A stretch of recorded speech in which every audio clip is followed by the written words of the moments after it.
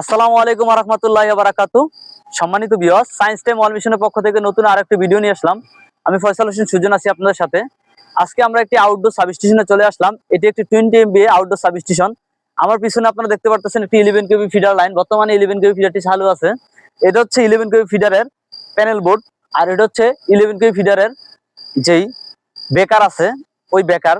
আর এখানে আপনারা দেখতে পারতেছেন এই 11 কেভি ফিডার লাইন, এটা সম্পূর্ণ পিএলসির মাধ্যমে এটা নিয়ন্ত্রণ করা হয়। এবং এই 11 কেভি ফিডারগুলা গ্রামে গঞ্জে বিভিন্ন দিকে 11 কেভি লাইন পাওয়ার সাপ্লাই করে থাকে। এবং ওই 11 কেভি লাইন থেকে আমাদের ডিস্ট্রিবিউশন ট্রান্সফরমার মাধ্যমে আমরা পাওয়ার ডিস্ট্রিবিউশন করি 240 ভোল্ট বা 230 ভোল্ট অথবা 440 ভোল্ট, এরকম পাওয়ার আমরা এই ডিস্ট্রিবিউশন ট্রান্সফরমার মাধ্যমে বিতরণ করে থাকি।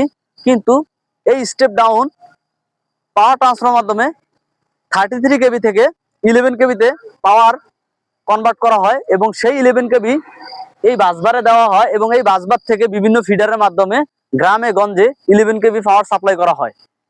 আর স্বাভাবিকলি আমরা যে সাবস্টেশনে পাওয়ার সাপ্লাই করে থাকে সম্পূর্ণ এগুলো বিভিন্ন ধরনের এসিআর এর মাধ্যমে, যার কারণে গ্রামে গঞ্জে যে 11 কেভি ফিডার সাপ্লাই করা হয়েছে, যাতে ওই 11 কেভি ফিডারে তারে বা কোথাও যদি তার ছিঁড়ে পড়ে যায় বা গাছের কারণে দুই লাইন একসাথে হয়ে যায় অথবা ফল্ট হয়ে যায়, তখন অটোমেটিক এই এসিআর একটি নির্দিষ্ট এম্পিয়ারের মাধ্যমে এটিকে সেটিং করা হয়েছে। যার কারণে যদি অতিরিক্ত এম্পিয়ার ওভারফল্ট বা আর্থফল্টের কারণে অতিরিক্ত এম্পিয়ার প্রবাহিত হয়, তখন অটোমেটিক এই এসিআর টিপ করবে আর পুনরায় চালু হবে না। যদি কেউ চালু করতে চায় তখন সেটা যদি ওই ফল্ট থাকে ওটা চালু করলে পুনরায় আবার টিপ করবে বা অফ হয়ে যাবে, চালু হবে না ওই ফল্টের কারণে, যতক্ষণ পর্যন্ত ওই ফল্ট নিরসন করা না হয়।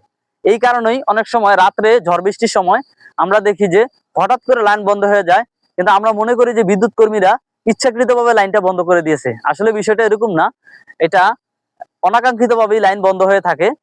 আর অনেক সময় পর্যাপ্ত পরিমাণে লোড যদি আমরা গ্রিড থেকে না পাই, তখন আমরা সাবস্টেশনে লোডশেডিং দিতে বাধ্য হই। কারণ আমাদেরকে পর্যাপ্ত পরিমাণে লোড না দেওয়া হইলে, আমাদেরকে যদি 10 মেগাওয়াট লোড দেয়, তাহলে আমাদের প্রয়োজন যদি 11 মেগাওয়াট বা 12 মেগাওয়াট হয়, তখন আমরা 10 মেগাওয়াটের বেশি লোড সাপ্লাই করতে পারি না।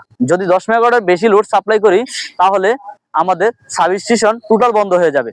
কারণ গ্রিড থেকে আমাদেরকে নির্দিষ্ট একটি এম্পিয়ার ভোল্টেজ নির্ধারণ করে থাকে, এর মাধ্যমে আমাদের মেগাওয়াট ভাগ করে দেওয়া হয় যে 10 মেগাওয়াট, 6 মেগাওয়াট, 20 মেগাওয়াট। এই কারণে আমাদের অনেক সময় লোডশেডিং হয়ে থাকে গ্রামে গঞ্জে। ধন্যবাদ আপনাদের সবাইকে। ভিডিওটি দেখবেন, শেয়ার করবেন।